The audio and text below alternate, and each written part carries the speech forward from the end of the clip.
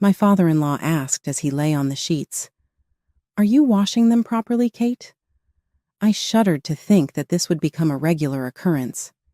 These kinds of strange incidents might have been commonplace in my life if we had shared a residence. Even thinking about it makes me uncomfortable. My life took a turn for the worst when I got divorced due to unworkable conflicts about living arrangements. I'm Kate, and I went through a divorce when I was 60 years old.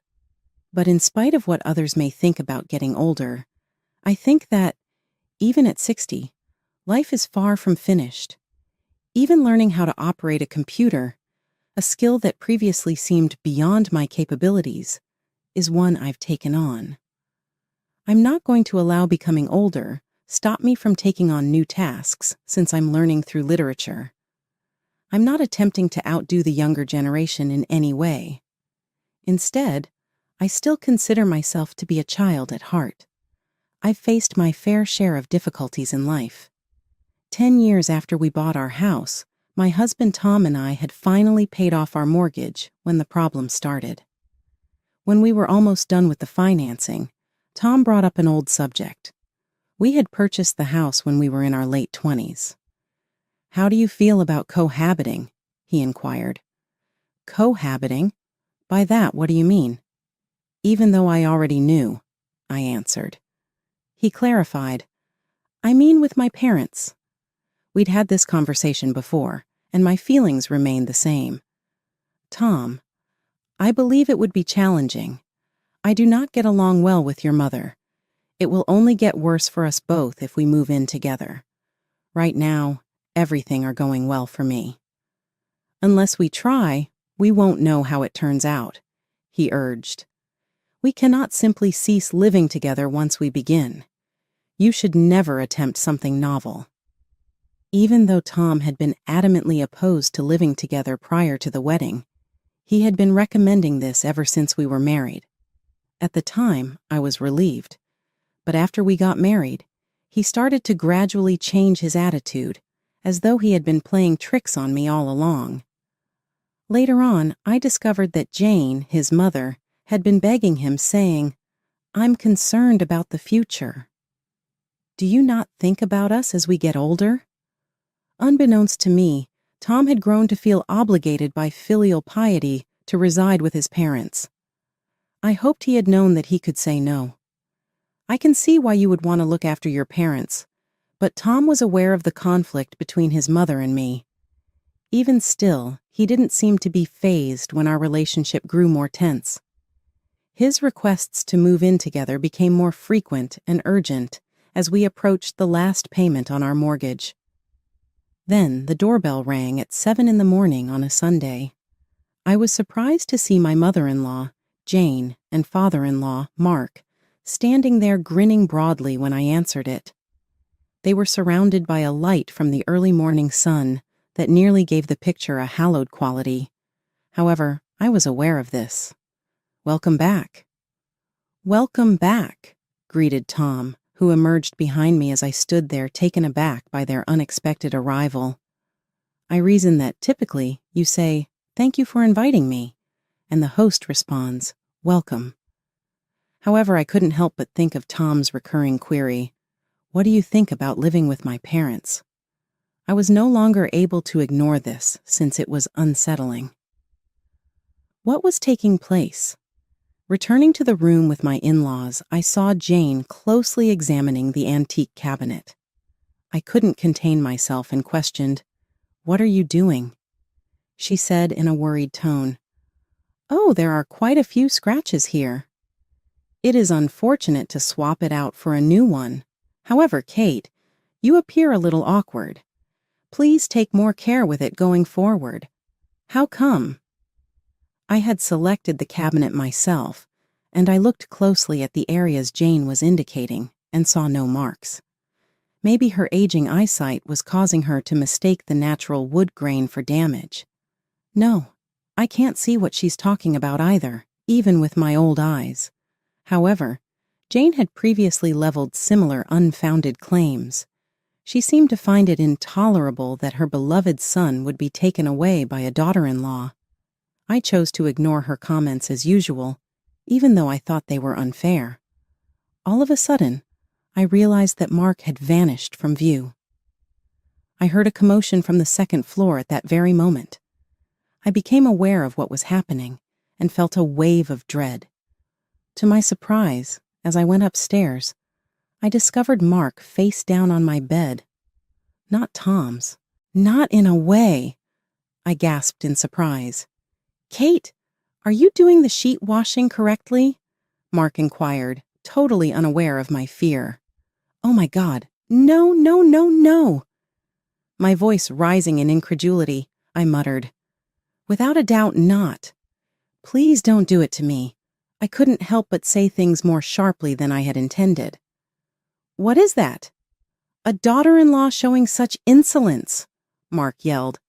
"My daughter-in-law has nothing to do with this." Disbelieving, I fired back. "What's the reason behind your bed sniffing?"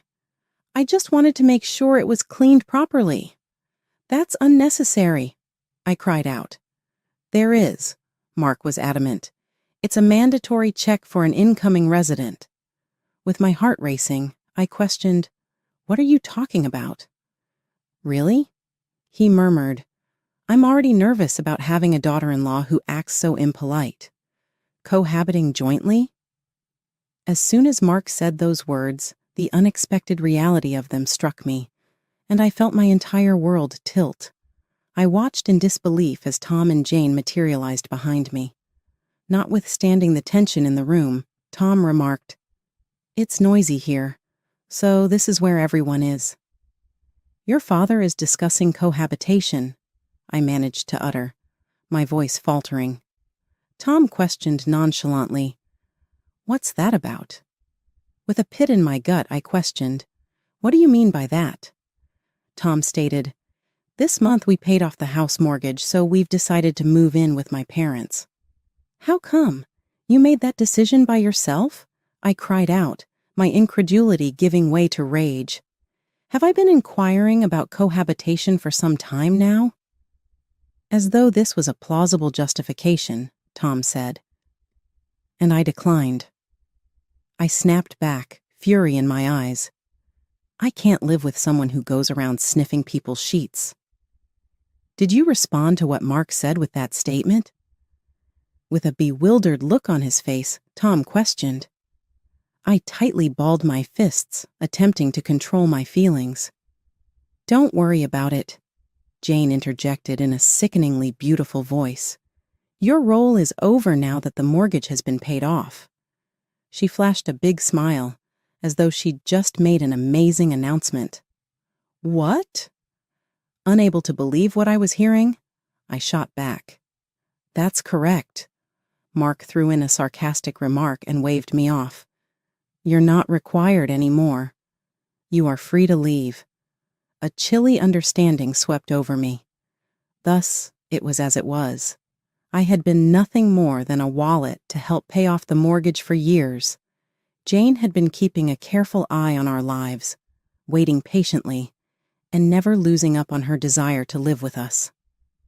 She thought she could have her cherished son back now that the mortgage was paid off in full, and I could be written off like yesterday's news. Fury bubbled up inside me as the full extent of their manipulation became clear. Certainly, I bore some responsibility for letting things get to this point, but this house was important to me too. There was no reason for me to be subjected to so much distress. But then, in a flash of inspiration, I remembered something, a fact that suddenly wiped away my despair and irritation. "All right then, that's fine," I said calmly, surprising even myself. Tom's eyes widened in shock at my unexpectedly smooth response. He had clearly never imagined that I would agree so easily. Perhaps Tom thought I would beg to stay or reconsider, but I was resolute up until the moment. I left the house. He kept suggesting, "Won't you reconsider?" But I stood my ground. Ultimately, we divorced amicably.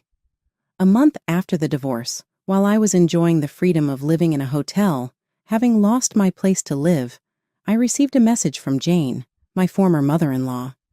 She insisted on meeting me. Although I found it bothersome, I agreed, slightly hopeful as I had an inkling of what it might be about. When I arrived at the cafe where we had agreed to meet, I found Jane and the rest of the family, including Tom, sitting with gloomy expressions. As soon as she saw me, Jane's eyes welled up with tears. "Kate, thank you for coming," she said, her voice shaky. "What brings everyone together? Is there something you need from me?" I asked, curious but wary. "Actually, we received the notice of the division of assets from you yesterday," Jane began. "Well, yes, it's only natural to proceed with the division of assets since we're divorced," I replied, maintaining a neutral tone. "Yes, but the situation has changed a bit from before," she continued, looking even more despondent. "How so?" I asked, sensing that something more was at play. My question seemed to dishearten them even further. "Tom's company went under," Jane finally admitted. I clapped my hands together with a smile. "I saw that coming. It was only a matter of time." "What do you mean by a matter of time?" Jane asked, her voice changing with disbelief. In recent years, Tom's salary had been decreasing, and there were signs like delayed payments last month. Those are typical precursors to a company's bankruptcy. "How could you not see it?" I responded sharply. Jane, who should have had Tom's best interest at heart, asked angrily, "Why didn't you tell us earlier?" Tom flinched in fear, clearly rattled by the conversation. "I never thought it would actually go under," he mumbled. "Normally you'd notice such signs," I retorted, incredulous at their obliviousness. "Eh?" Tom stammered, surprised by my response. I immediately pressed, "So you didn't gather us here just to say that Tom lost his job, did you?" "What's the real reason we're here?" Everyone fell silent momentarily, lost for words. Finally, Tom spoke up. "The truth is, our house burned down. That was caused by my father's smoking. We suffered a huge loss because we decided to live with my parents." Stunned, I took a moment to process the gravity of their situation. I couldn't help but laugh out loud. I had indeed anticipated Tom losing his job when I decided to divorce him. I was unwilling to continue supporting a self-centered, jobless husband. Moreover, if we had lived together, I would have likely struggled with the pensioner lifestyle of my in-laws and possibly the burden of their care. Divorce seemed like the best choice for me. However, I hadn't anticipated Mark burning down the house. This was turning into quite the story to tell. "I'm sorry to hear that, but it really is a tough situation," I said, masking my amusement. "Now that my parents have also lost their home, they have nowhere to live and don't know where to start," Tom explained. "So you've become both homeless and jobless?" I remarked, unable to resist pointing out the irony. "Please stop saying it like that," Tom pleaded. "I'm technically homeless too, since I'm living in a hotel at the moment."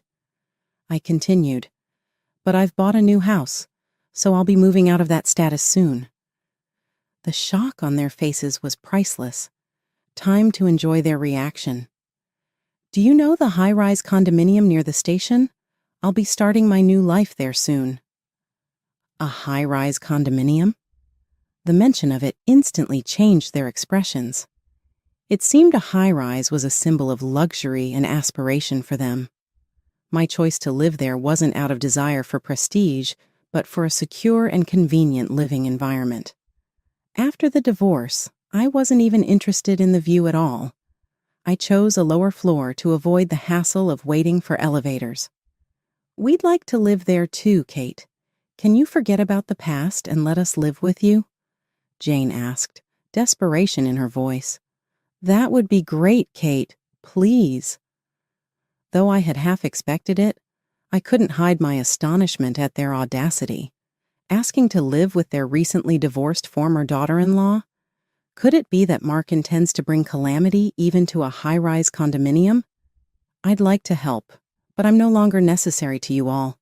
Remember, I was just a wallet to you," I said, my words dripping with sarcasm. "Actually, We've always highly valued your skills around the house, they claimed, backtracking quickly. The house felt brighter with you around, Kate. You're considerate, beautiful, and incomparable to our son. Now that he's unemployed, he's beyond our control. Their son stood silently amidst the groaning, clearly uncomfortable. It seemed that no matter how beloved a son, if he couldn't support them, he was no longer of use to them. What terrible parents. Well, if we all lived together, it might not be so bad, I said, feeding consideration, prompting shocked expressions from my in-laws and Tom. It could be more fun than I thought.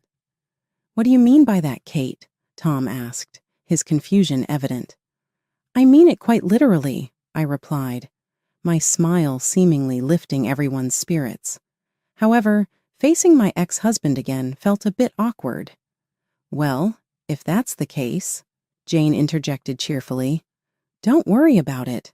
Tom doesn't have to live with Kate. Tom looked surprised. What? Why not? Mark added, that's right. Tom should live somewhere else. We'll take advantage of Kate's generosity. Why am I the only one left out? Tom protested. You don't have an income, Mark explained. We have our pensions, so we can contribute to food, but you can't. I really wanted to point out that moving into a high-rise and thinking food expenses would cover everything was naive, but I chose to stay silent and watched as the family conflict unfolded exactly as I had anticipated. Then why don't you, who have a pension, rent another place? I suggested. You've lost your job, and we can't afford such frivolous spending. What if something happens? Mark countered. What are you talking about? We're still young, one of them retorted. Elderly people should, Tom cut him off. How disrespectful. We still have our youth. If you're so young, then work and use that income for the future, I shot back. I can't even take a bath or go to job interviews in this situation, Tom shot back. You can always wash yourself in the river, came the reply. Always thinking about yourself, another added. Huh, you say that as if you do anything yourself, was the sharp comeback. Who's a failure? Tom shot back. We don't need such a useless son anymore. Jane attempted to mediate, asking, Are you really okay with this? But Tom's reaction only seemed to infuriate Mark further, showing no signs of backing down. Turning to me with a smirk, Mark said, This means we'll have more room, right? We're almost excited about starting a new life in the high-rise. Are you misunderstanding something? My cheerful smile seemed to confuse everyone. The size of the room is fixed from the start. I have no intention of living with you. What do you mean, Kate? Jane asked, clearly frustrated. You only mentioned that living with many people might be lively, but you never said we'd actually live together. That was the impression you gave, Jane argued.